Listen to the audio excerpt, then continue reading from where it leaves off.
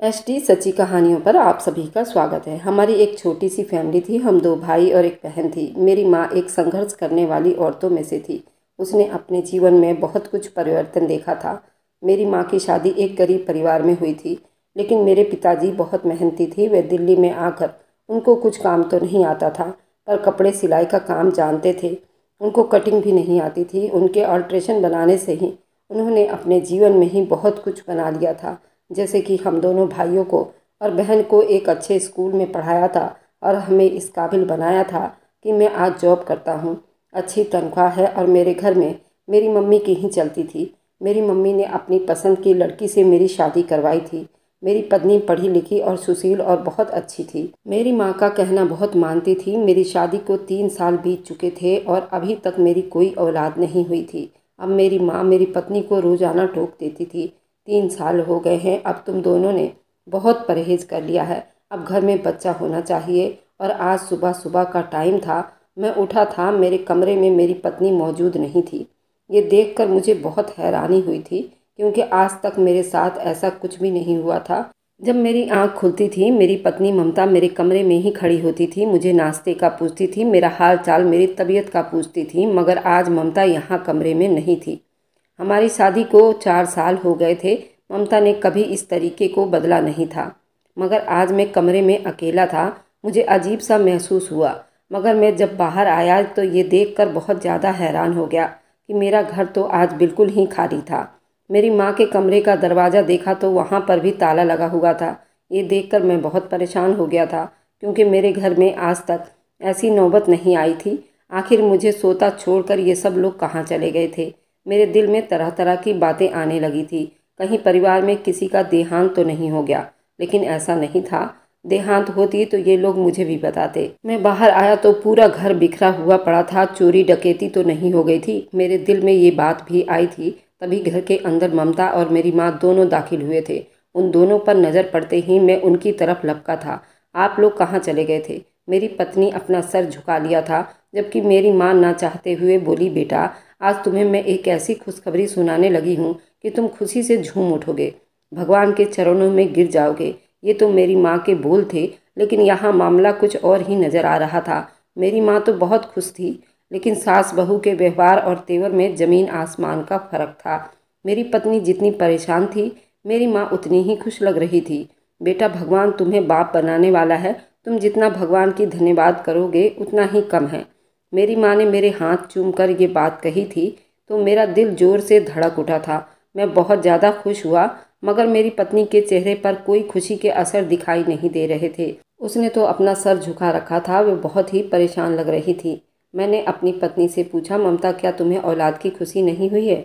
मैंने उससे सवाल किया तो वह सर झुकाकर अपने कमरे में चली गई।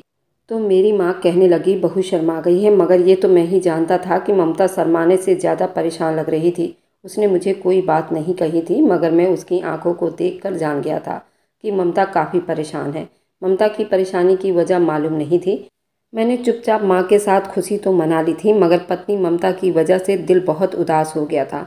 मैं उसके कमरे में गया और देखा तो वह गुसलखाने में जा चुकी थी। मुझसे बात तक नहीं कर रही थी, यूँ नज़रें चुराती जैसे मैं उसका बहुत बड़ा मुजरिम हूँ।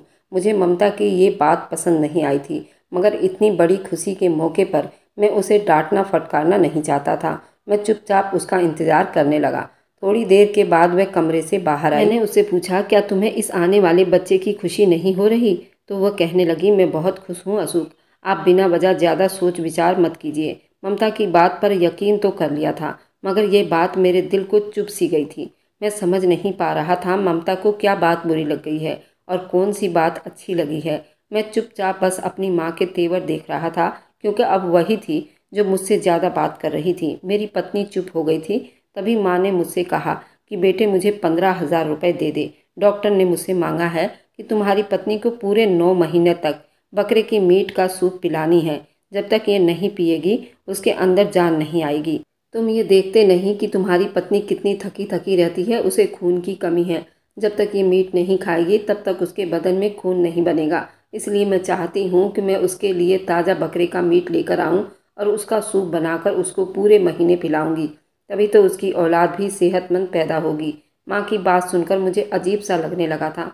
माँ एकदम से कैसे बदल गई थी, जबकि वह तो अपनी बहू के बारे में इतनी परवाह नहीं करती थी। मगर आज कहने लगी कि मैं अपनी बहू के लिए बाजार से ताज़ा बकरे का मीट लेकर आऊँगी।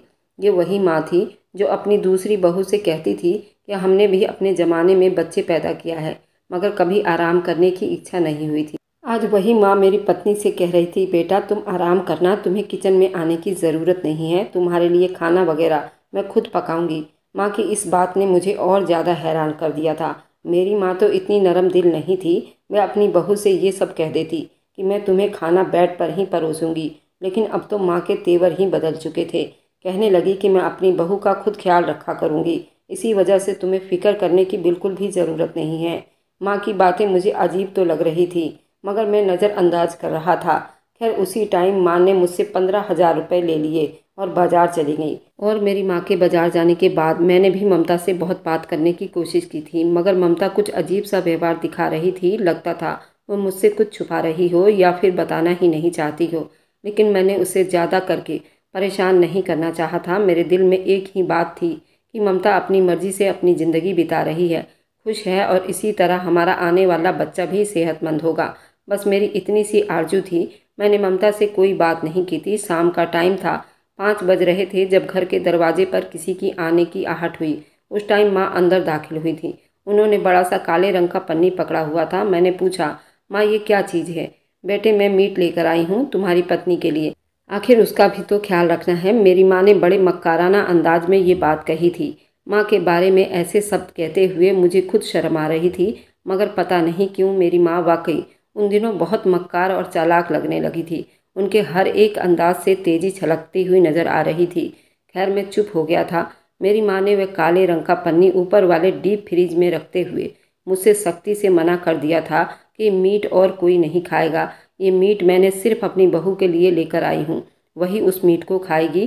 तुम लोगों के लिए मैं अलग से मुर्गे का मीट बना दूंगी, पर ये बहू खाएगी। उसका ख्याल बेटी से बढ़कर रखना होगा, वरना लोग क्या कहेंगे कि हम अपनी बहू की इज्जत कदर नहीं करते। माँ बड़ी अलग तरह की बातें कर रही थी। मीट फ्रिज में रखने के बाद उन्होंने सभी को ये बात बता दी थी कि मीट कोई नहीं खाएगा सिवाय ममता के, क्योंकि ममता ने बच्चा पैदा करना है, इसलिए मीट उसे ही खाना ज़रूरी है। डॉक्टर की खास बताई हुई चीज़ है, ताज़ा और महंगा वाला मीट लेकर आई हूँ। माँ की इस बात से मुझे विश्वास और भरोसा तो नहीं था। मेरी माँ कभी भी महंगी चीज़ नहीं लाया करती थी। फिलहाल दिन यूं ही बीतने लगे थे, मगर अगले ही दिन माँ ने मुझे हैरान कर दिया था। उस मीट की सूप बनाने लगी, और जबकि उन्होंने हम सबको किचन में आने से भी मना कर दिया था। खबरदार कोई भी किचन तक नहीं आएगा। मैंने भी इस बात का कोई भी ऐतराज़ नहीं किया, क्योंकि फ़िलहाल ये सारी चीज़ माँ हमारे भले के लिए ही कर रही थी। उस दिन हमारे घर में बहुत बेचैनी सी थी। माँ ने मीट पका दिया, पकाकर खाने की मेज़ पर रखा और हम सबको बुलाने लगी। मगर पता नहीं क्यों वह मीट मुझे अजीब सा ही लग रहा था। माँ ने मेरी पत्नी को खास तौर पर वह मीट खाने को कहा था, मगर मुझे उसे देखकर बड़ी घिन महसूस हो रही थी, क्योंकि मीट तो मैं भी खाता था, पर वह अजीब सा ही लग रहा था। मेरी पत्नी ने भी ये बातें उनसे समझाने की बहुत कोशिश की थी। मीट खाने का मेरा मन नहीं है, मगर माँ जिद पर अड़ी थी। क्यों, क्या हो गया है बेटा? मैं तुम्हारे लिए इतनी परेशानी से बनाया है, इतना महंगा मीट लेकर आई हूँ और तुमसे खाया नहीं जा रहा। आजकल के बच्चों की अजीब सी तबीयत हो गई है, सही चीज़ खाते नहीं और गलत चीज़ सुबह शाम खाते रहते हैं, जो कि सेहत के लिए ठीक नहीं होता। माँ का लंबा चौड़ा भाषण सुनने के बाद में बेचारी ममता किसी तरह कड़वा घूंट भर कर मीट का सूप पीने लगी। मुझे ममता पर तरस भी आ रहा था, मगर माँ के डराने और धमकाने पर मजबूर हो गई थी। मैं उन्हें भी कुछ नहीं कह सका था। चुपचाप ममता ने भी वह सूप खत्म कर ली थी, मगर उसके बाद उसके तेवर फिर से बदल गए थे। कमरे में हम लोग गए तो ममता के चेहरे पर सख्त नाराज़गी के असर दिखाई दे रहे थे। ममता कहने लगी, मेरी तबीयत खराब हो रही है, मुझे डॉक्टर के पास जाना है, लगता है मुझे उल्टियाँ आ जाएगी, मेरे पेट में जलन हो रही है। ममता की बातें सुनकर मैं परेशान हो गया था, मगर माँ बाहर खड़ी ये सारी बातें सुन रही थी। माँ ने मेरी पत्नी को तसल्ली देते हुए कहा, ऐसा कुछ नहीं है बेटा, उसका शुरू शुरू का दिन है। इन दिनों औरतों की तबीयत वैसे भी खराब रहती है, बात बात पर डॉक्टर के पास जाओगी तो तुम्हें वहम हो जाएगा, इसलिए अच्छा है कि बस अपना ख्याल रखो, आराम करो, तुम कुछ ही देर में ठीक हो जाओगी। मेरी पत्नी ममता फिर चुप हो गई थी। उसका बस नहीं चल रहा था कि वो भागकर डॉक्टर के पास पहुंच जाए, लेकिन वो फिर भी चुप हो गई थी। इंसान ज़्यादा देर तक अपने जिस्म की तकलीफ़ बर्दाश्त नहीं कर सकता। यही हफ्ता बीता था कि मेरी पत्नी की तबीयत और ज़्यादा ही ख़राब रहने लगी थी। उसे इतनी तकलीफ़ होती थी कि वह बिस्तर पर आराम से सो नहीं सकती थी। बार बार मुझसे कहती कि डॉक्टर के पास चलना है। अगर मैं डॉक्टर के पास नहीं गई तो मैं मर जाऊंगी। भगवान, तुम्हें मेरी फिक्र नहीं है। तुम मेरे पति होकर मेरी बात पर यकीन नहीं कर रहे हो। आपको आखिर क्या हो गया है? मैंने अपनी पत्नी की बातें सुनी तो मेरे अंदर एहसास जाग उठा था। मैं उसकी तकलीफ़ और बातें जान गया था। तभी मैंने उसे गाड़ी में बिठाया और कहा कि चलो, आज मैं तुम्हें अस्पताल ले जाकर ही रहूँगा। माँ ने मुझे बहुत मनाया मगर मैं नहीं रुका, क्योंकि ये हमारी जाति और पर्सनल मामला था। इसमें उनका बोलना जायज़ नहीं था। हम लोग गाड़ी में बैठे। मेरी पत्नी के सांस बहुत तेज़ फूल रहा था। उसे अस्पताल लेकर गया। मैंने अपनी पत्नी का डॉक्टर के पास चेकअप करवाया। पता चला कि मेरी पत्नी डिप्रेशन और बेचैनी का शिकार थी, जिसकी वजह से हमारे बच्चे को भी नुकसान हो सकता था। डॉक्टर ने और ज़्यादा बताया कि मेरी पत्नी के खून में चर्बी बढ़ने लगी है। उसके लिए हमें अब कम चर्बी वाला खाना खाना होगा और साथ ही साथ थोड़ी बहुत एक्सरसाइज भी करनी चाहिए। ये बात सुनकर मैं बहुत परेशान हो गया था, क्योंकि मेरी पत्नी तो पहले से काफ़ी तंदुरुस्त और स्वस्थ थी और सीधी सादी थी। कभी उसे कोई ऐसी वैसी शिकायत नहीं हुई थी, मगर अब उसके बदन में चर्बी बढ़ने लगी थी। ये बात बड़ी ख़तरनाक थी। अब मैं घर आया तो मेरी माँ मेरा इंतज़ार कर रही थी। मुझे देखते ही कहने लगी, क्या बताया तुम्हारे डॉक्टर ने? तुम लोगों को भगवान पर विश्वास नहीं, अपनी माँ पर विश्वास नहीं है। तुम जैसे लोग सिर्फ और सिर्फ बर्बाद होते हो। अब देख लेना, मुझसे ये बात शर्त लगा के तुम्हारा बच्चा तुम्हारे लिए ठीक साबित नहीं होगा। उसे पैदा तो होने देता, उसे दुनिया में तो आने देता। तुम पछताओगे। अपनी माँ की बातों को तुमने नकारा है, उसके लिए तुम बुरी तरह से पछताओगे। तुम्हें अभी समझ नहीं आ रही है कि तुम किस बुरे रास्ते पर चल पड़े हो, लेकिन एक बार तुम्हारी अपनी औलाद इस दुनिया में आ जाए तो तुम्हें समझ आ जाएगी कि तुमने कितनी बड़ी गलती की है। अपनी माँ की बातों को तुमने धुतकारा है, तुमने कितना बुरा काम किया है। माँ का व्यवहार तो पूरा का पूरा बदल चुका था। अब मैं यही उम्मीद कर रहा था माँ कम से कम अब 1-2 हफ्ता तो बात नहीं करेंगी, क्योंकि जब भी उन्हें ज़्यादा गुस्सा आता था तो फिर 1-2 हफ्ते वो बात नहीं करती थी। अब खाना पीना भी सब कुछ अलग कर लेती थी, हमारे साथ बैठकर खाना भी नहीं खाती थी। मगर इस बार ये सब कुछ उल्टा ही दिखाई दे रहा था। रात होते ही मेरी माँ फिर से मीट का सूप लेकर आई और मेरी पत्नी को देने लगी। बोली, बेटा उस टाइम गुस्से में थी, मैंने जो भी बोला उस पर शर्मिंदा हूँ।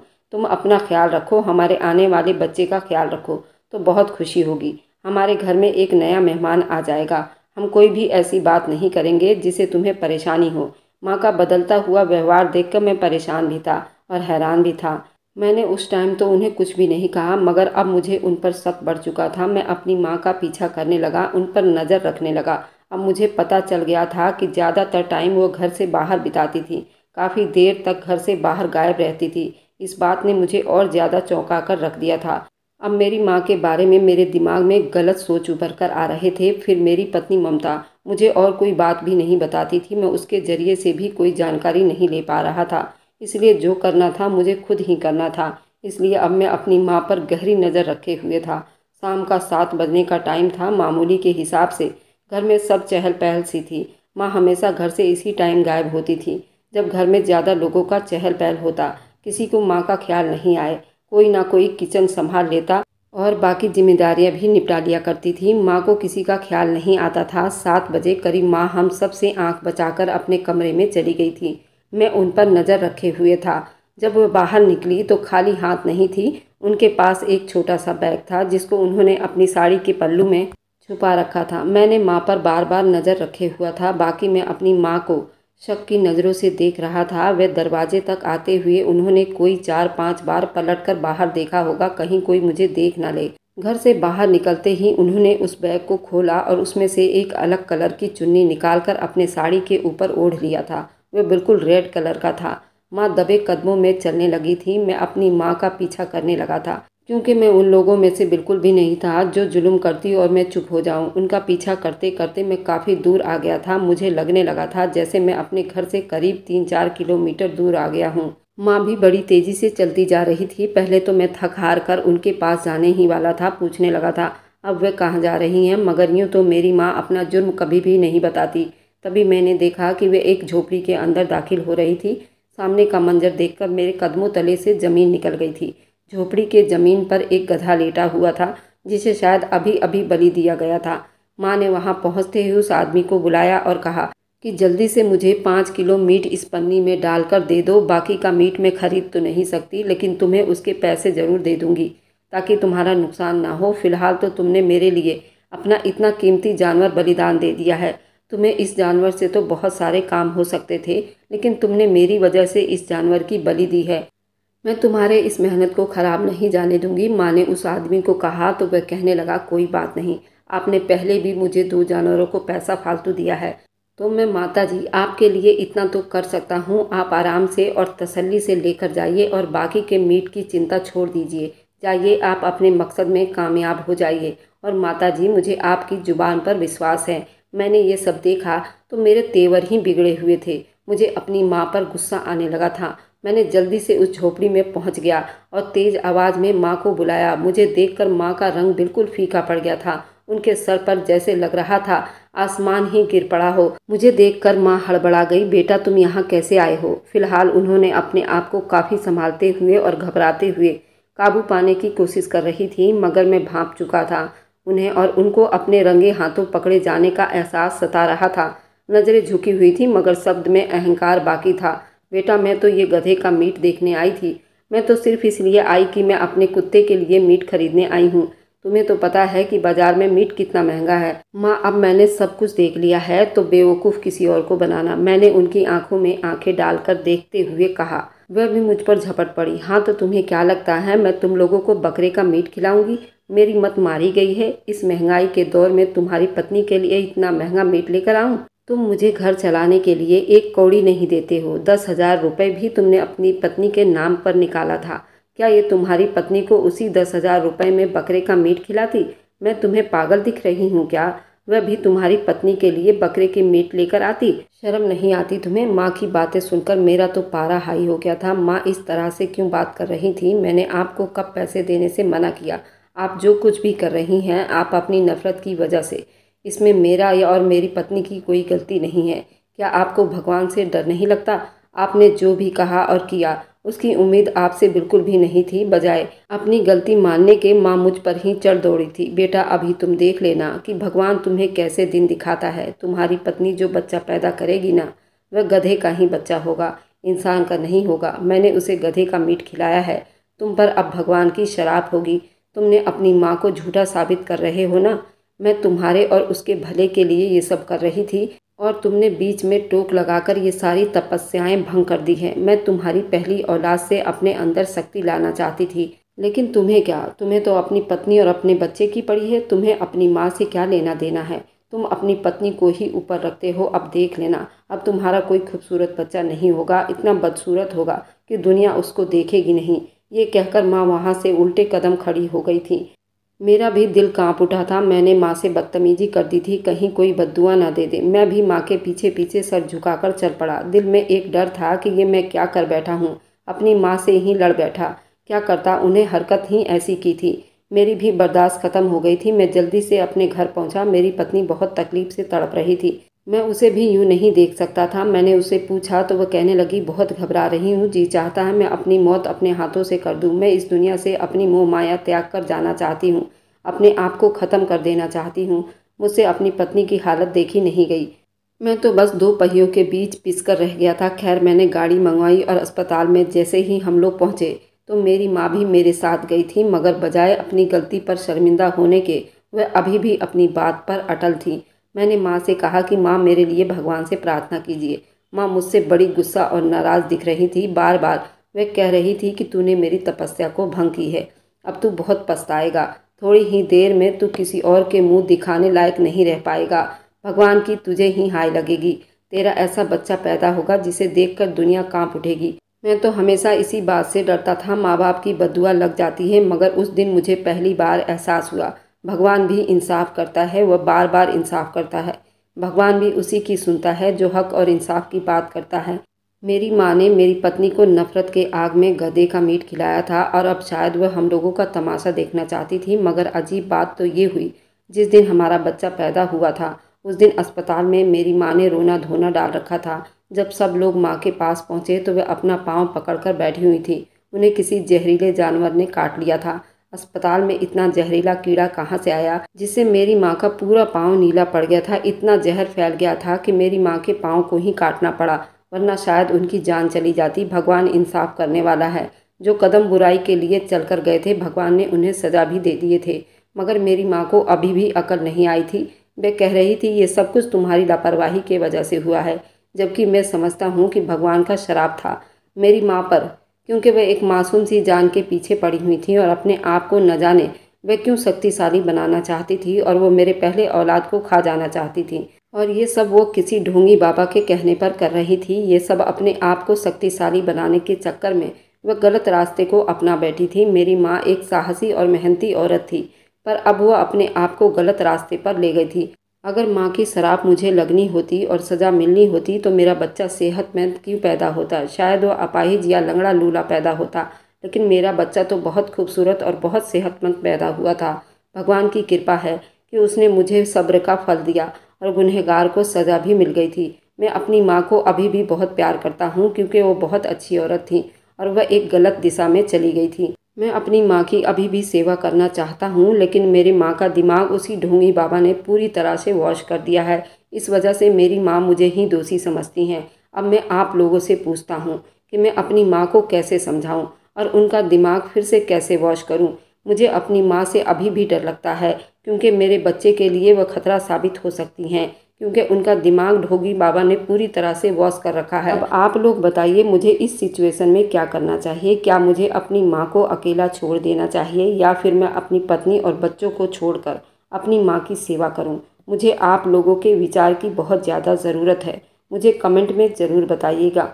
मैं बहुत परेशान आदमी हूँ। अगर आपको आज की कहानी पसंद आई है तो वीडियो को ज़रूर लाइक कीजिएगा, अपने दोस्तों के साथ शेयर भी कीजिएगा। और हाँ, अगर आपने अभी तक हमारे चैनल को सब्सक्राइब नहीं किया है तो ज़रूर सब्सक्राइब कर लीजिए। मिलते हैं हम अपनी कल की एक नई दिलचस्प कहानी के साथ। मुझ पर सदा अपना प्यार और स्नेह बनाए रखें। सभी को मेरा प्यार भरा नमस्कार दोस्तों।